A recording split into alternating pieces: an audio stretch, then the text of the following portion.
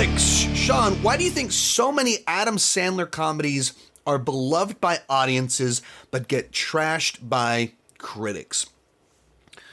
Well, I don't know. It's a little bit tough to say, especially with enough time passing that it means that I was there in the 90s as the juvenile kid excited by his juvenile humor, and now I'm the 40-something critic that doesn't like most of his new films in putting his new films down, while my kids love Hubie Halloween. So I've kind of been around for the whole spectrum, and, Happy Gilmore is like a movie my wife grew up with. She normally doesn't like juvenile humor and a lot of the, like Dumb and Dumber. She hates Dumb and Dumber. That was a conversation we had in our house this past week. She hates Dumb and Dumber. She loves Happy Gilmore and a lot of the Adam Sandler stuff. And so, I'm of the age that we grew up on the original red hot run of Sandler comedies. And I think comedy is always, it's timely. You have new people emerging all the time, making comedy for the new generation.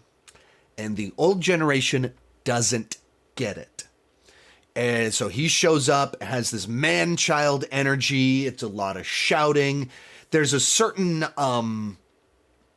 just randomness to his films. While this past week when I was at the Overlook Film Festival, Cody Leach and I watched like the last half of Billy Madison. There's just a randomness to it that it's not sophisticated, but it's just so weird that it's funny. And maybe that's not the humor that the age of critics normally connect to.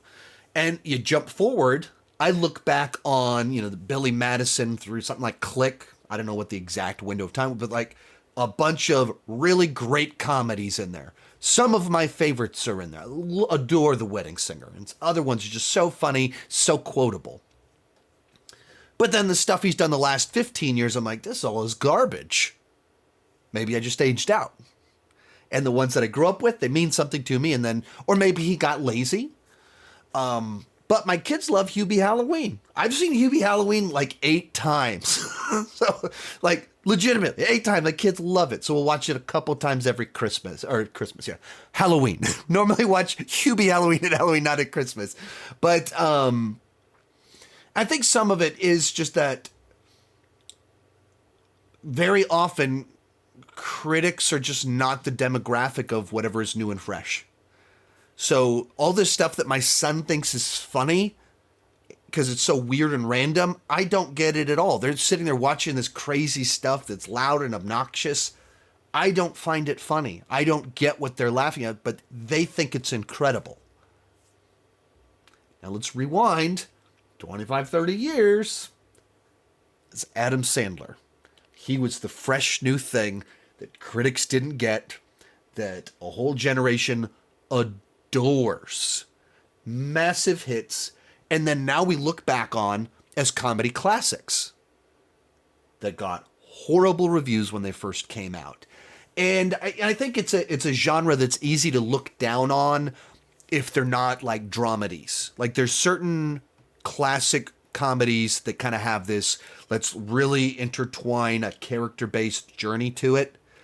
Like Bridesmaid has a very strong character arc for the lead character.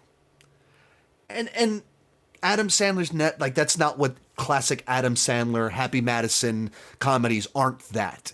They'll have like maybe daddy issues or something. There's always like these big broad emotions in them, but it's not like character-based in any meaningful sense. It's always very broad comedy, wild characters, insanity, man-child behavior. And I don't know, maybe there's something in that. Most of these clips are pulled from my Patreon live streams. I do about 6 live streams every single month. For $2 per month, $20 per year, you can get access to all the exclusive videos and live streams. For $5 per month, you get your name on my end card. At the top tier, you get a 30-minute video chat with me each month. The link down below in the description has more information.